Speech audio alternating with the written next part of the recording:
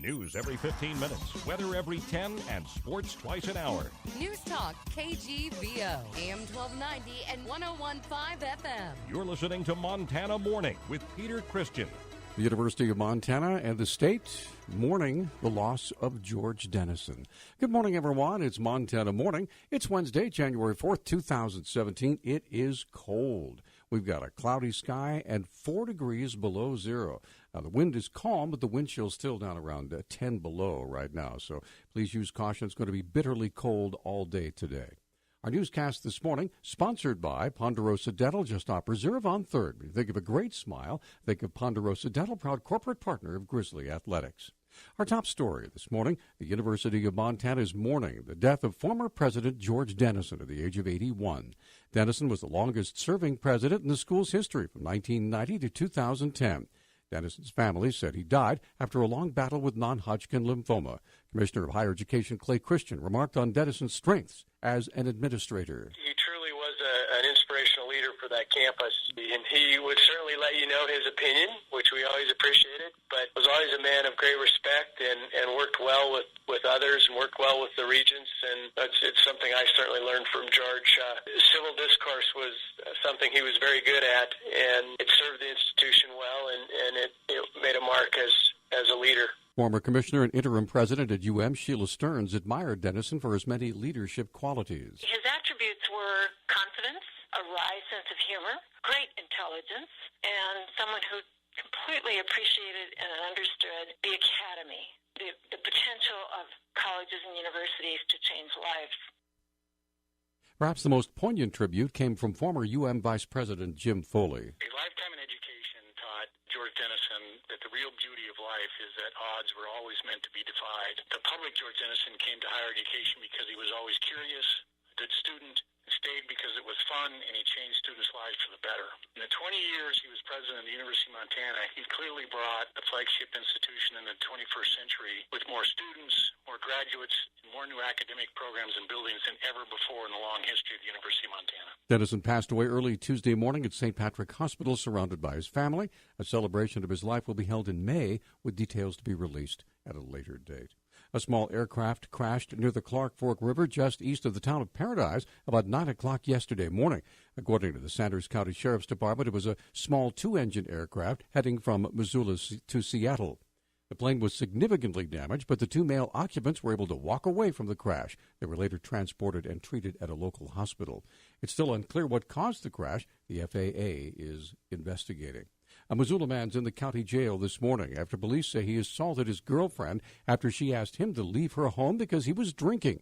Missoula Police Public Information Officer Travis Welsh has more. Ronald Hall, who was 49 and of Missoula, was arrested on the 1st at about noon when officers responded to the 700 block of Marshall Street for a reported disturbance.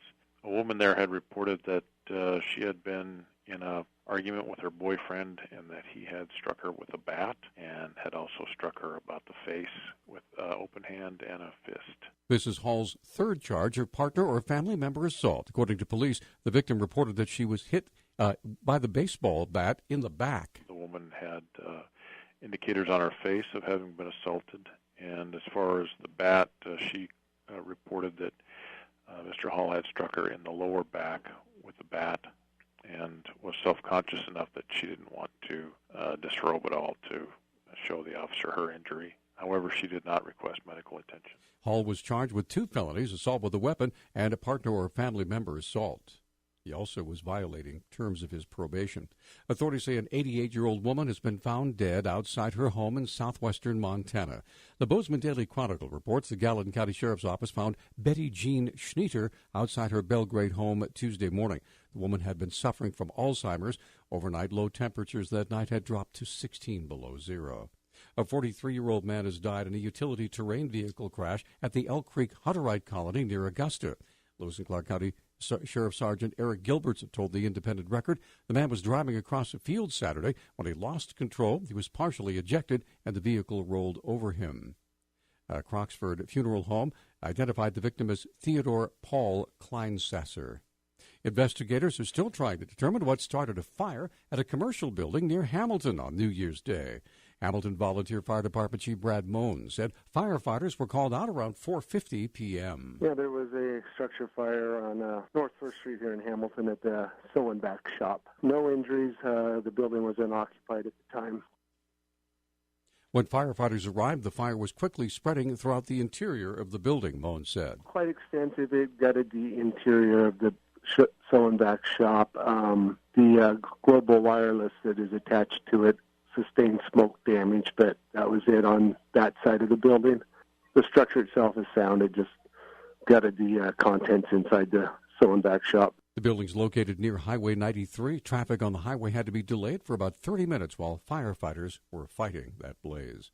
Missoula Republican Adam Hertz was sworn in along with all the other state House members Monday. Hertz represents House District 96, including most of northwest Missoula. He said the biggest challenge facing the legislature this session is keeping the state's budget in balance. It's going to be a tough year for the budget because revenues are down and, expenses are still coming in. So that's priority number one is that we pass a budget. And what's important to me in that budget is that we don't raise taxes.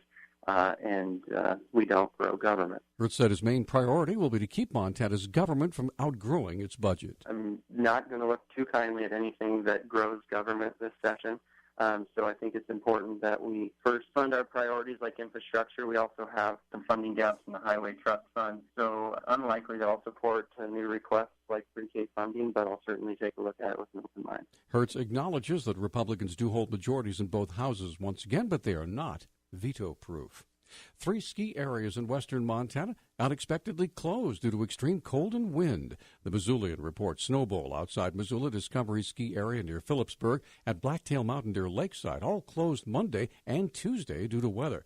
The National Weather Service's monitoring station near Snow Bowl was recording temperatures about 10 degrees below zero Monday, with winds in the 30-mile-per-hour range. Some ski areas braved the cold on Monday. Lost Trail south of Darby, Lookout west of Superior, and Whitefish Resort were all open. Our News Talk time now is 6:12. News Talk, KGVO. Missoula's official weather station. The Arctic cold has settled into the region. Today we'll see our daytime highs in the single digits with wind chill values well below zero. Tonight we'll drop into the teens below. Mostly sunny with a high of 1 on Thursday. I'm meteorologist Brooke Foster for KECI 13.